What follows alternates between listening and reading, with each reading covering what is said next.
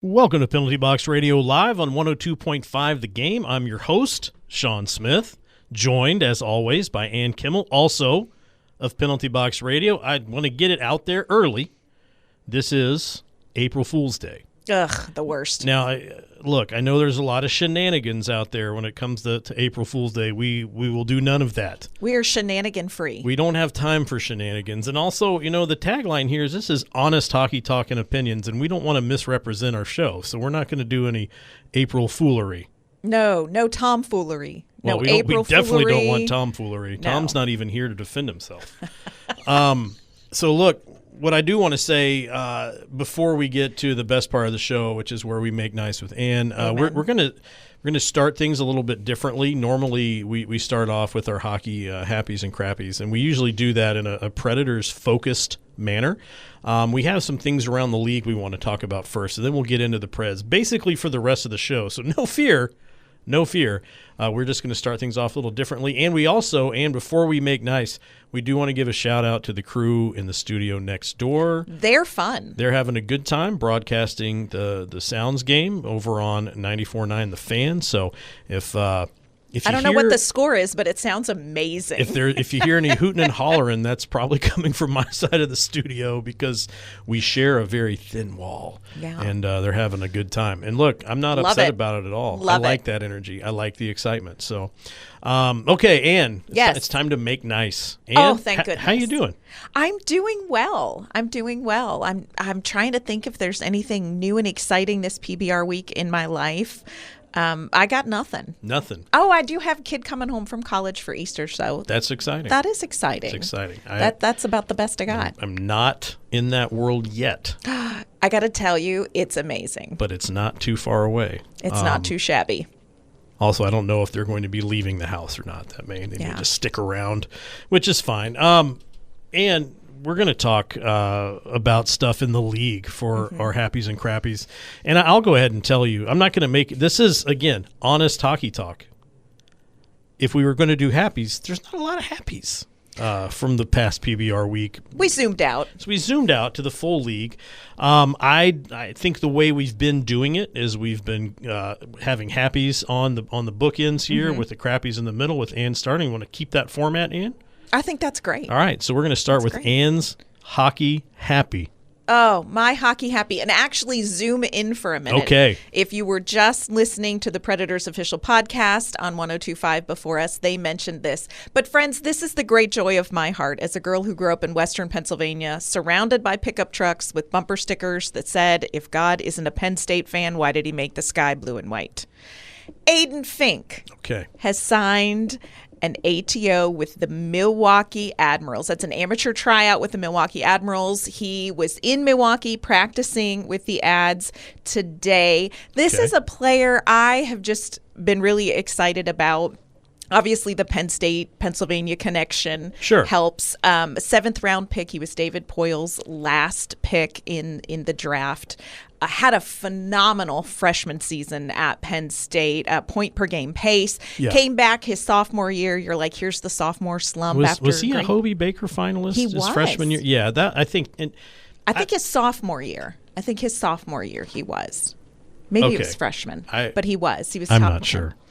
He had a great sophomore season. There was no slump. He led the teams in goals, assists, and points. Penn State made it to the Frozen Four, which was, shout out to that program that's really worked hard to become that competitive.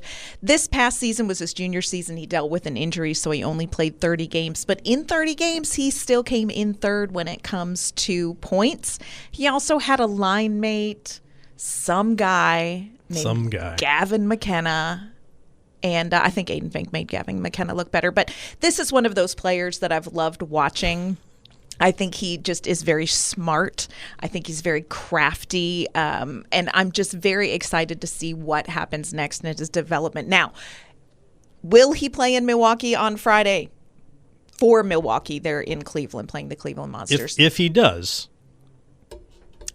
Goodbye to Penn State. Yes. Goodbye to Penn State. Basically, the crossing of the Rubicon is playing in an AHL game. Correct. Ending your NCAA eligibility, correct? So we'll see what happens. Our expert Eric has explained to us. Yes, but super jazzed, y'all. Super jazzed about Aiden Fink. Nice young man. Yeah. Has done a lot for the Penn State program. And look, a step closer to potential NHL future. We'll see.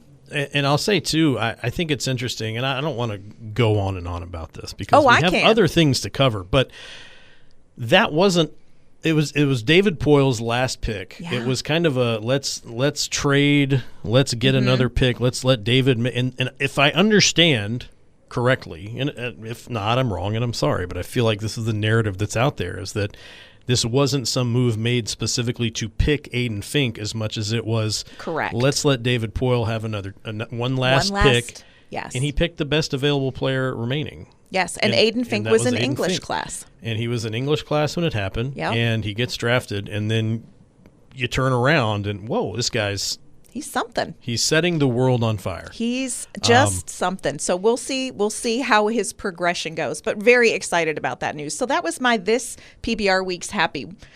Are you going to go? We're going crappy. We're going crappy. And I want to here. And this we're zooming out. I want to talk about the whole Radko Gudas situation. What, friends? Well, here's my thing. And why is this a crappy? Because as you know, I'm not hiding the fact that I'm a big fan of the third pairing defender and the fourth liner. Those are your peeps. Those are my people. That's there's people with flash and finesse, and that's fun. But I like the guys that are just workhorses. And Gudas is a guy that is playing the hard minutes out there. And so here's my thing. I get that what he did was bad. It was not great. I get that he needed to be suspended, right? I think it's interesting that for whatever reason, he felt obligated to return to play despite having a high ankle sprain. Yeah. Solely because he needed to receive a beatdown. There is just some weird dynamics in hockey. This is one. But here's the thing. Nobody wanted to do anything about it when it happened. Come on. Number one. Come on. If you're that mad about it, if you want to take it out on the rest of the team, that was your chance. Why wait till multiple games down the road the next time you see this team to say, oh, hey, now we want to fight somebody? Yeah. Because to me, if you're going to fight anybody, it's got to be Gudas. But if he's hurt, he's hurt. Yeah. And you'll just, revenge is a dish best served cold, right? So why not just wait for it? Why? Yeah. And then, of course, what does he do? He comes out, takes his beating. I mean, okay, he just – that couldn't have been satisfying. No. I mean, everyone is hyping it up like, oh, it's going to go crazy. There's going to be so much fighting. And then you watch the clip and you're like, he just let a guy kind of swing at him and act angry for 34 seconds and then get it. And then he just went down easy, and that was it. Game over. Well, and it was one of those situations, and I don't know that it was necessarily because they thought it was going to be a big brouhaha, but of note, the head of Department of Player Safety was actually live in attendance at that game. But I'm with you. How do you watch that happen to Austin Matthews in real time and go, man, that's terrible. Let's wait a while. Do you know what? 10, 15 days from now, you're going to be so sorry. Oh, man. We'll get you in 2.5 weeks. I don't know. It's such a weird situation. This is me saying this as someone who's fully endorsing fighting in hockey. I think it's good. I think they've got to police the game because the refs don't always do a good job of it, as we've seen recently. Oh, man. Right? I mean, there's been some things we've seen in Preds games where it's like, oh, my gosh, they're going to end up having to beat somebody because no one's calling anything. Yeah. So that's my crappy. It was just a weird situation, just bizarre. Now, okay, mad respect, though, if I can talk like one of the kids.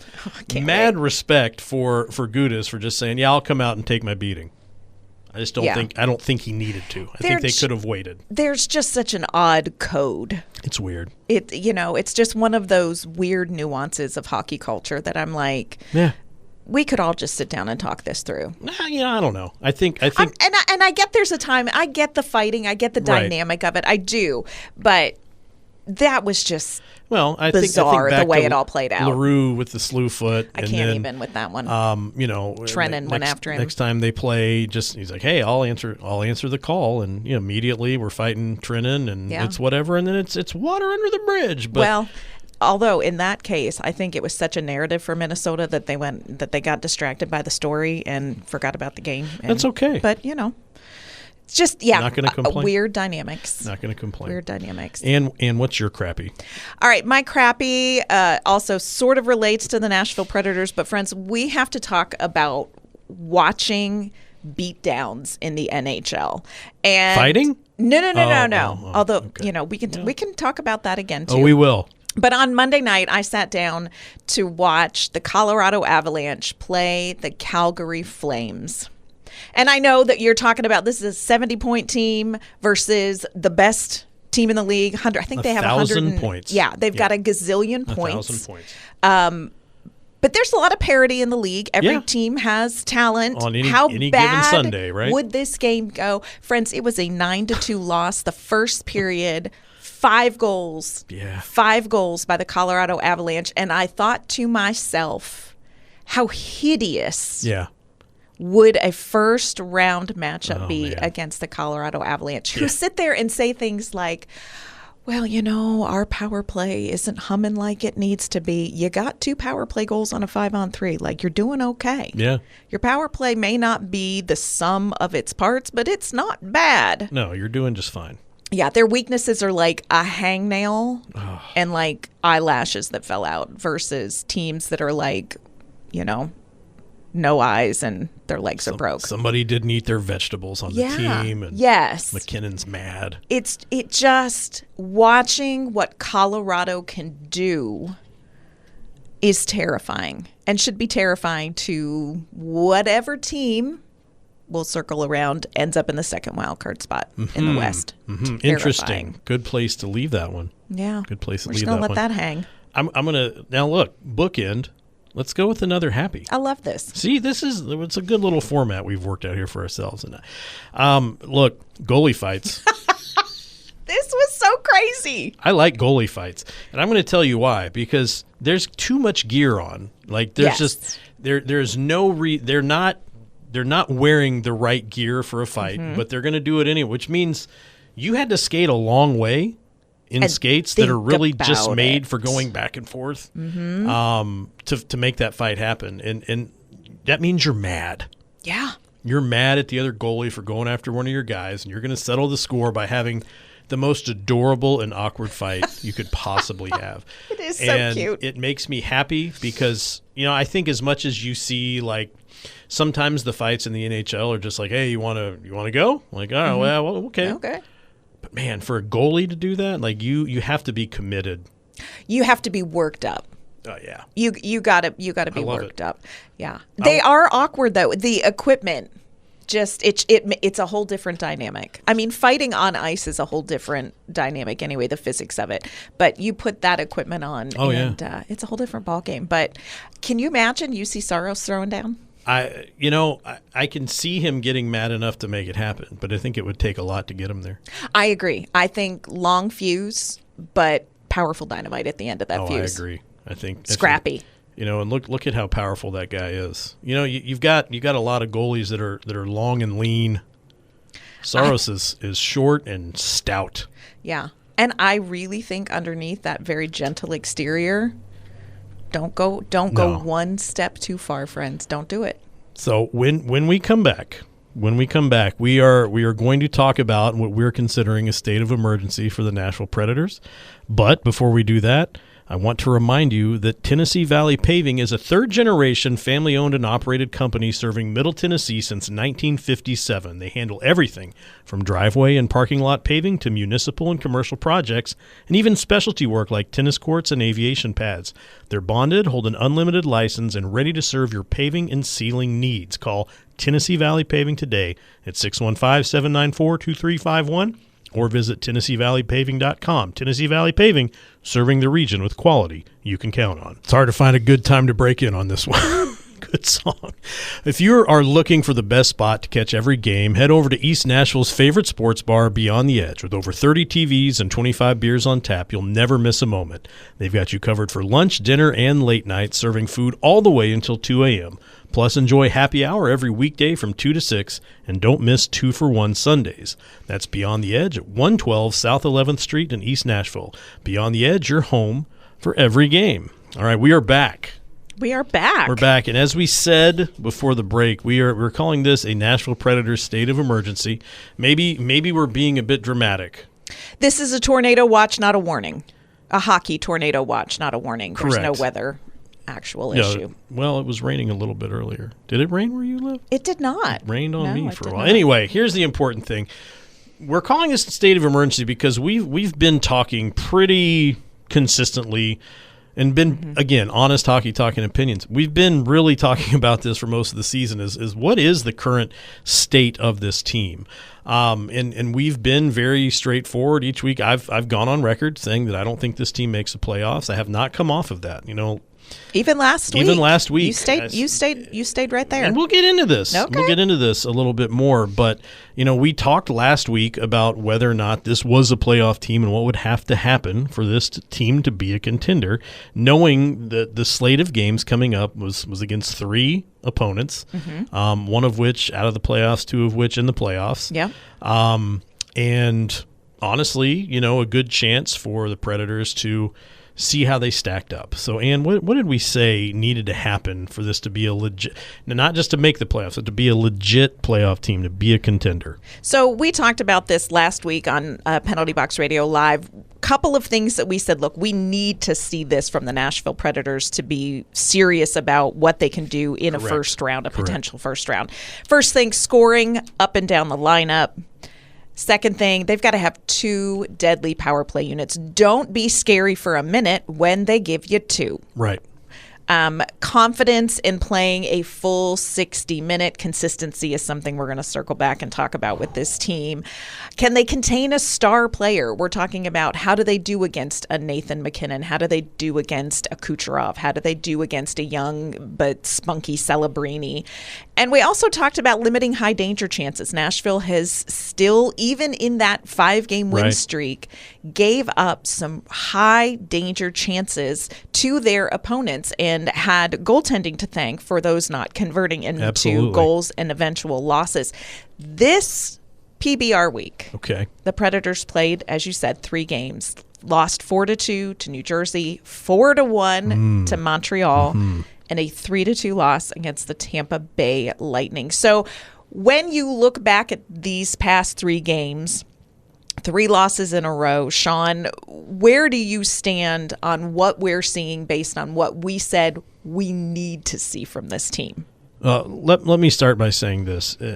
We talked about playing a full 60 minutes. And when we were discussing it last week, we were really saying this in response to some games where things got a little hairy at the end, right? Or started off rough. So we weren't talking about playing the full 60 as in there are 60 minutes that need to be played hard. It was really there's 2 missing, right? Right. 58 are pretty good, but there's one at the beginning and 1 at the end that can be a little bit rough.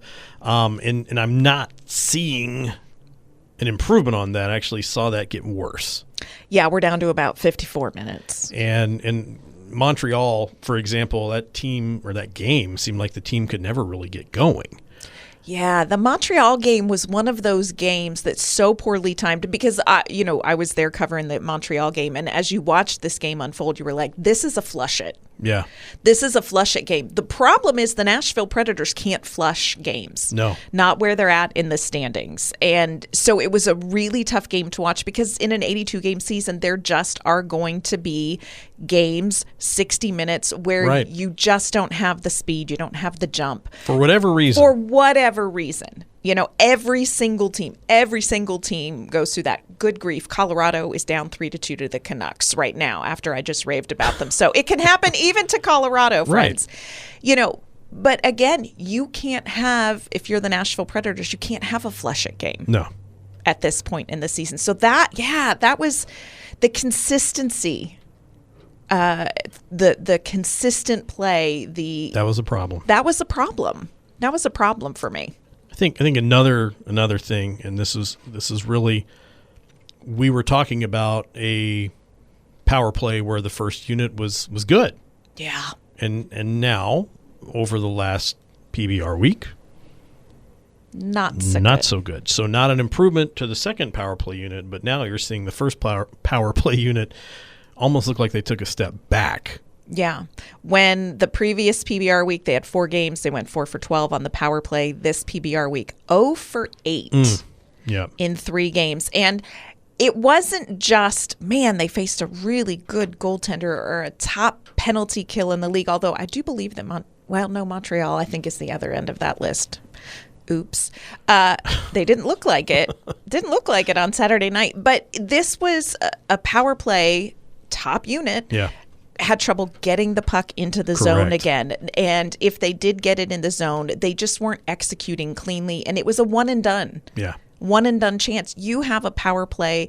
You may not score, Steven Stamkos from The Office, but Ryan O'Reilly can clean that up. Sure. And you just didn't see more than one and dones. And I talked to Roman Josi after the Montreal game about specifically the power play really seemed to struggle. And he's like, we're not connected. Yeah. And I think that was a theme for the team, whether you're talking 5-on-5, power play, just they weren't able to play connected this PBR week in 3 whole games. And that's a little concerning. That's a concern. Talk to me about, you talked about high danger chances and limiting those. How did they fare this past PBR week? Yeah, so I love great site naturalstattrick.com, and they track, now I will say they do track shot chances a little bit differently and shots on goal a little bit differently than the NHL does. But when it looks at high danger chances, the Predators were outshot this PBR week in these 3 losses, 31-20 when it comes to high danger chances. That's just the chances. That's not what was converted. Right. And so Nashville is still giving up some of these chances. And I think this week we saw games where the goaltender didn't. Correct. Bacon save. The bacon was not saved. The bacon was not saved by the goaltender. And that, friends, these little things add up to 3 big losses for these Nashville Predators. When you didn't really need them to. And I think the concern is, you may see people try to blame the goaltender for this. I mean, I know that typically, not just, specifically in Nashville, but also within the greater context of the league, it's blaming the goalie is usually the last resort. On most teams in Nashville, you should never blame the goalie.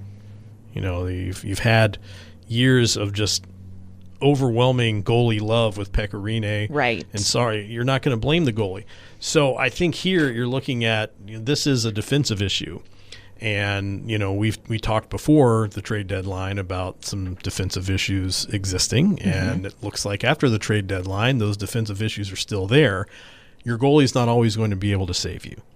And I also think some of the heat when it comes to goaltending, specifically related to UC Saros, is more about contract frustration that spills over into expectations for a goaltender that are above what the defense in front of him provides. And I'm not saying that we haven't all seen Saros not make some saves that before we're like, Saros would have made that. Right. But I agree with you. I think, throwing goaltending under the bus, when goaltending was such a key part of those 5 wins in a row. Correct. You got to be real careful which way the pendulum swings in who you're criticizing. I agree. I think, and again, because then when you compare and you look at the high danger chances for versus against, you're allowing a lot more than you're getting. Yes. And that's going to be one of 2 things. Either your forwards, your offense isn't generating enough. Right? Or your defense is allowing too many to happen. Yeah. And I do think there was something this week about the offense. We did talk about you've got to get scoring up and down the lineup. The Predators did. Philip Forsberg, Steven Stamkos had goals. You got some goal support from Reed Schaefer. Zach LaRue had the 1 goal against Montreal. Joachim Kemmel. Can we just take a minute and talk about Joachim Kemmel's full body slide into third base, first NHL goal? That is not, any of us who have watched Joachim Kemmel play, that is not how we envisioned it, nor him. No, I'm sure he didn't envision it that way either. A goal's a goal. But you got You got some scoring from different components of the Predators lineup. You just needed a lot more. Right. You needed a lot more. And that was something that you did have contribution up and down the lineup. It just was not enough contribution at all. Yeah. To make up for those differences. Yeah. When we come back, we've done a pretty good job of breaking down the breakdown, I guess you could say. Yeah. So when we come back, we'll talk about what this says about the playoffs and continue discussing other things in the Predators' state of emergency. But when we come back, we'll get right into it. We don't have any ads here. Looking for more than just a haircut? At Timber and Blade, you'll find a place to recharge and walk out looking your best. Maddie and Becca, a husband and wife team with over 20 years' experience, have created a space that's masculine, warm, and rooted right here in Tennessee. They use clean products they trust on their own family, and every cut is crafted with care. Slow down, connect, and leave grounded in who you are. Timber and Blade. Rooted in craft, grounded in care. Book online at timberandbladetn.glossgenius.com or visit 1731 Mallory Lane, Suite 100 in Cool Springs. Okay, we're back, Ann. We are back. See how I said it? I didn't say and we're back. I said we're back, and now no one thinks that I'm saying and. I know. It's been a problem trips for me up all the time. I've been working on it for months. Yeah, just decades here. Decades, just no improvement, but I fixed it that time. I love it. We're back. What we want to talk about now, we kind of broke down. We looked at what we said the Preds needed to do in order for us to consider them to be a serious playoff contender. Mm-hmm. Looking at last week's results, not terrific. Okay, it's not terrific, and at this point, where the Predators are in the standings, at this point, how the standings are shaking out, at this point in the season, I think the thing that I am most concerned about after, going on this, PBR 3-game losing streak is all about that consistency that you're talking about. And look, it's a long season. You're going to have ups and downs. I think, got a bump from the young players after the trade deadline. But now they're settling in and they're playing a hard schedule. They've had a lot of games compacted recently. And whether that is wearing on them, whether the recovery time isn't quite what they're used to, I don't know. But this is the time where you want to see the consistency. Right. And I go back to the power play. You went 1 week from being 33%, which is terrific, to nothing. Yeah. 0 for 0%. 8. And not even, did a goaltender rob the Predators on the power play, and you want to see players, you want to see Yossi's name on the stat sheet some more, and, Matthew Wood, you want to see on the stat sheet some more. And so I think that there's opportunities for elevation that the Predators absolutely must take. They've got to take those opportunities now and kind of get back to what was working. They're going to have 3 days off by the time they play tomorrow night in LA. They will have had 3 days off. That's not a bad thing. That's not a bad thing. That is not a bad thing. And I hope that that's a good reset. Vibes are good around the team. They had a lot of fun. They had a nice long practice, which practices are hard to come by when you play a compacted game schedule. It's very hard when you're having execution issues to correct execution issues when the next thing that you have is actually in game. Yeah. But the consistency is something that absolutely you've got to see much better in all of those areas that we talked about immediately for the Nashville Predators. Let's see if we do. It'll be interesting. And look, playoff-wise, I've gone on record. You have. Look at you standing by it. I'm a man of principle. I've gone on record numerous times. And I've said I don't think this team makes the playoffs. And last week, look, the show last week, that was a golden chance for my mind to have been changed. I really wondered if you'd be like, well, but you did not. But here's the thing. I think we all know if you see a massive change on an NHL team, any NHL team, in 1 week, you need to wait another week. Yes. I think that's anybody can have an outstanding week and then turn around and have a less than impressive week, and I think that's exactly what you saw. That second week showed me that I'm right on point. Not changing my mind. You're going to sit there in your rightness and be right. Well, it's not that I want to be right. I'd love to be proven wrong. Yeah. But this will have to be the week they do it. They're going to have to do it this week. Look, I didn't need the Preds to come away with 6 points last week. Mm-hmm. I didn't need that. A win and an overtime loss, this changes the whole situation. Ann. It does. Look. And 2 of these 3 games were tie games in the third period. Correct. 2 points from the Devils. Okay? Take 2 points from the Devils, and then take another one of these playoff teams to overtime. Win or lose, even if you just lose in overtime. Yes. You're coming away with 3 points on the week. And that by itself, Ann, that would have changed my mind. Yeah. Because then you would have seen a stretch of 7 games where they're coming away with 11 points. Yeah. Right? That to me is consistent. That to me is proving it. Standings aside, that's showing you things. Now, but let's look at what that means with the standings, because those 3 points would have made a huge difference. Yeah. 80 points right now would have put the Preds 4 points ahead of the Kings. And the Jets, mm-hmm. and only 2 behind Utah. Yes, which is crazy. And while there's still a long way to go in the season and a lot of games of consequence and a lot of 4-point games, if you will, I could have at least made the argument that this is a team that can make the playoffs. But the inconsistency, which we said at the top of the show, the inconsistency has been the killer here. And not just inconsistency with getting points, but at least in that Montreal game, the team just wasn't there. Yeah. That makes me continue to think that they're not going to be able to make it. There's still the outside chance they do. Sure. I mean, still absolutely mathematically possible. But every playoff game is a game of consequence. Yes. There's no game that doesn't mean anything in the playoffs. It's either going to put you in a better position or in a worse position. One game closer to moving on, or one game closer to going on vacation early. Yeah. And this last week showed me that's not a needle mover for the team. And so I know there are some very serious games coming up, games of massive consequence. Mm-hmm. But I'm not convinced that they're going to be able to go out and rise to the occasion as often as they need to, because with the way the standings are, and I like to look at the standings.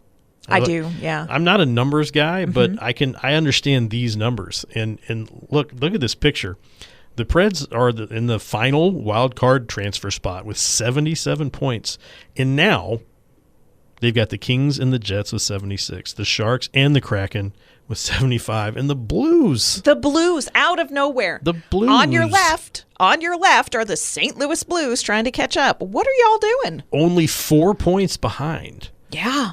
And again, you have a lot of 4-point games coming up. Right. So this to me, we said last week that the playoffs would not be won or lost last PBR week, but they will be after this upcoming. They'll be lost after this week. Or won. Perhaps.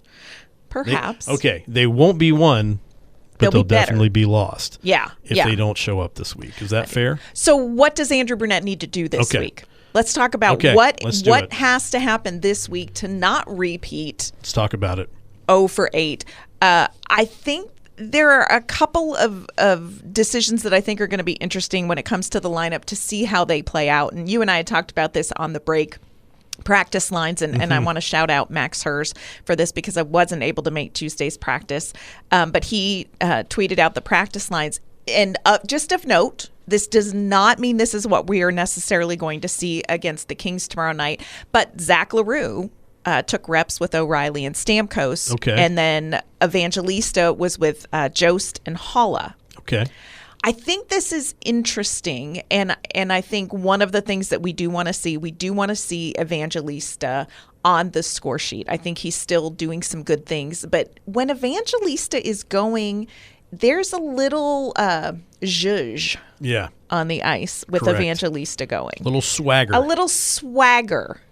with when Luke Evangelista is going. And this PBR week, basically, he was just getting picked on by the Montreal Canadiens. And shout out to Vange for not responding, because he did earn them 2 power plays that they did nothing with. But I wonder also, is this about kind of a reset for Luke Evangelista, or is this a matchup decision that we might see against LA, where you put Zach LaRue on the top line, where likely they will match up against LA's top line, and LA's top line is Panarin and Kempe and Kopitar. Yeah, they're not bad, y'all. That's a dynamic trio. Not one to be underestimated.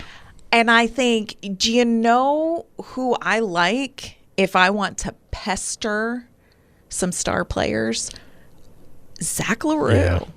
You know, now, is Zach LaRue gonna just absolutely light it up offensively if this is what happens? I think you count on Forsberg and Stamkos to carry that line.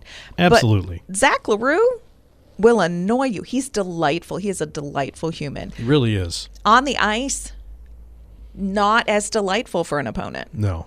And I think what's been impressive about him, and I see that there's this really cool dynamic with both LaRue and Weisblatt, that they have the ability to really irritate people and not necessarily get drawn into the penalty, right? Yeah, Weisblatt was great against Edmonton. They can pull the penalty out. They can draw the penalty, but they're not going to get involved and have one going back the other way to even things up. And I'm kind of looking forward to seeing what that looks like. Yeah, I'll be very interested to see if that's something that Brunette sticks with tomorrow night in game. What else, Shaun? You know, is there anything you think of that you're like, hey, you know what I'd like to see this week? Okay, this is. Say the hard things. Okay, it's honest hockey talking opinions. You know what? And I think we need a minute. I think we need it. We're going to say this when we come back from break. We need a minute. We need a minute. We'll discuss. We'll regroup. But it is a state of emergency for the Predators. So we'll figure it out. We'll come back after this break. But first, let me tell you about a good place to get some outstanding barbecue in East Nashville. In East Nashville, barbecue-wise, nothing hits like Drifter's Barbecue. Smoked slow and low. Their pulled pork, ribs, and wings bring real smokehouse flavor. And at Drifter's, it's not just about the food, it's the music. They've got live music every night, from Writers' Night on Mondays to Bluegrass Sundays on their covered, heated patio. Great food, great music, and the perfect East Nashville vibe. Drift over to Drifter's Barbecue at 1008B Woodland Street in East Nashville. That's Drifter's Barbecue, slow, low, and local. Tennessee Valley Paving has been family-owned and operated since 1957, now in its third generation. From residential driveways to commercial lots, city road work, and specialty paving like tennis courts and aviation pads, they do it all. Plus, they offer sealing to protect your investment. Need paving you can trust? Call 615-794-2351 or visit TennesseeValleyPaving.com. Tennessee Valley Paving, trusted locally and built to last. And they're having a good time with the Sounds game next door. I love that. I'm excited. Sounds games are great. As soon as we're done, I'm just going to go over there and listen. Live. Literally live and in person. Yeah. Okay, so we said when we left that we were going to discuss something. We needed a moment. And here's what I'm going to say. They're sandbagging my boy. I know. We waited so long. Nashville waited so long to get eyes on him. Ryan Ufko, and I'll just say this, is he's a special player. It's somebody that we've watched, and I'll say, like, if you're listening to this show, I'll assume that you're not just a casual fan, that you take the Predators pretty seriously. So you're probably aware of a lot of these players before they get to the NHL, which is good. Like, I encourage that. It's exciting, I think, to take someone that gets drafted and follow them on their CHL team or their college team and watch them move through the ranks. And sometimes they get to the NHL, sometimes they don't, sometimes they get traded, and then you can kind of follow their trajectory there. But this Ryan Ufko is someone we've been excited about for a long time. Yes. Pretty much since he's been drafted, he came very highly recommended from our expert Eric. And look, he's here. He's wearing gold and he's riding the pine. And I don't like it, and I'm going to tell you why. They're playing Barron over him, and I don't think they should. I think you see this a lot where you'll see, and I don't know why this is. This seems to be something consistent with the Nashville Predators. I don't mean with a certain GM. I don't mean with a certain coach, because I've seen it with all of them, literally all of them. But you bring up a guy who's highly touted, having a great season, and then you start sheltering minutes, number one, which I don't understand the minute sheltering. We don't want him to play too much. Then he's 21 years old, or 22. Yeah. He's young. He's in the prime of his career. No, let the kid play. You're not going to do him any favors by making him sit every other. Oh, we don't want him to play. Why not? Yeah. It doesn't make sense to me. And clearly, this is someone, as much as I think they want to keep pushing the Barron narrative that he's an offensive guy, that's played out. That's not happening. And I think Ufko has a much higher offensive upside than Barron. And I think they just need to let him play. I would love to see Ufko. And again, maybe there's some sort of a physical tweak that we don't know about. I don't know. Maybe. There's always a possibility. Yeah, there's been no word of that. Correct. But I agree with you. These are such important games for the Nashville Predators, and I think these are the games that you do want and also, quite frankly, need your young players playing. You need Reed Schaefer playing minutes in these games for right now, because you need the player, but also you need this opportunity. And the Ryan Ufko thing, man, seeing him scratched, not my fave. No. Not my fave. And scratching always seems that it carries a little more, negativity than it probably needs to in some cases. I don't think it speaks anything as an evaluation. I don't think it's them saying, well, he's just not good enough. I think it's just this weird thing that for this thread that we can weave all the way through the narrative of the Nashville Predators with every GM and every head coach is that you see guys come up and then start getting their minutes sheltered, which to me makes no sense whatsoever. Yeah. And I'm frustrated. I hate that for us. Yeah, it's hard. Yeah. But big week coming up. Doesn't matter who is in the lineup where and who is on the ice. This is a huge week for the Nashville Predators. And we got to talk about that. This PBR week. Yeah. Just, I can't even, you hate to overhype something. Right. But this is actually This is it. The Predators kick off a 5-game Western road trip. Yeah. They are playing the LA Kings. Yep. They are playing the San Jose Sharks. Yeah. They are playing Anaheim. Yeah. They play the Kings twice and the Sharks twice, I believe.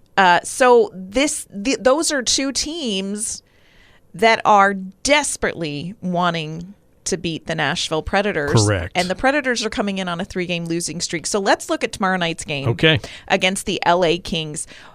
Here is what I will say. The Nashville Predators must win tomorrow night. Correct. Is it mathematical that they must win tomorrow night? No. But I think you need to reset after this 3-day break. I think the Predators need, of course, the points. This is a 4-point swing game with the LA Kings. But also, I just think they need to remember who they were 2 PBR weeks ago. Correct. And I think you have to get a win on this first game. I also think it's possible. Of note, the LA Kings, much better on the road than they are at home. Now, that doesn't mean always they've won 10 home games. Correct. But let's not allow it to be 11. Yeah. So, I think this game against LA, it's a big one, y'all. And of note, this will be the second half of a back-to-back for LA. Yes, they're playing the Blues, which for some unknown reason are now in this conversation. Yeah. So if the Blues win, they're going to have 75 points and be 2 behind the Predators. And if the Blues lose, which is fun to say, that means the Kings win, and they will actually take over that wild card spot. Yeah. Now, there's also a weird scenario where they could tie the Predators for the wild card spot by getting a point in overtime loss, and the Blues would still get 2 points. And can we talk about the fact that LA, I believe they have 18 points from overtime or shootout losses this season. That is correct. 18 want to say points. that they lead the league in that. I would be shocked if they didn't, y'all. 18 points from overtime losses. They do. So yes. this and the Predators and the Kings faced off in October, and it was a shootout game. Both teams came away with a point. The Predators got 2. Shout out to Ozzy Weisblatt in the 9th round of the shootout. That's right. Love that. But yeah, this game is going to be huge. Again, we talked about the top line of the Kings. You've got to contain that top line. And also, like, they've got some younger players. That Quentin Byfield, I have really wanted him to come to Nashville. Yeah. I like watching him. So, for me, this LA Kings game tomorrow night, it is vital that the Preds win this. Can't have a Montreal. Can't have a flush it. No. They got to do something. Yeah. And, I don't want to harp on the first game, like, it's the first game of it's to them, this is just another game. To us, This is the first game of the PBR week, which is why we're harping on it, because we're looking at things on a Wednesday to Wednesday basis for the most part. Yeah. And this is the way we view the world through the lens of the PBR calendar. Yes. Right? We should make a Wednesday to Wednesday PBR calendar. We should. Anyway, we'll table that for later. I don't have the computer skills for that. But here's the thing. That's the game you need to tune into if you're going to watch and you want to be there to see when it happens. Because just remember, if the Predators win the game against the Kings, they'll be 3 points ahead of the Kings. As it stands right now. Correct. We're going to assume that somehow the best case scenario is for the Blues to beat Los Angeles in regulation. It's very hard at this time of the year to know where your heart lies. I in want these games, all of the it's teams a lot of to math. lose. It's a lot of math. They all need to lose. That's what needs to happen. But someone's going to have to win this game, and that's the reality. So your best chance as a Predator is to hope for the worst tonight for the Kings and hope for the best for the Preds tomorrow. You have 1 minute remaining. Well, that you've heard it here first, folks. We have 1 minute remaining. 1 minute. We'd like to thank our producer for shouting us out, and we always request that when we know we're going to go long. So thanks for listening to Penalty Box Radio Live, presented by Tennessee Valley Paving, Beyond the Edge, East Nashville, Boston Commons, Drifters Barbecue, and Timber and Blade. And thank you for being here. Always. As always. And, of course, everybody needs to tune in to the Preds tomorrow to see how the week's going to go and what we'll be talking about next week. And we'll see you then.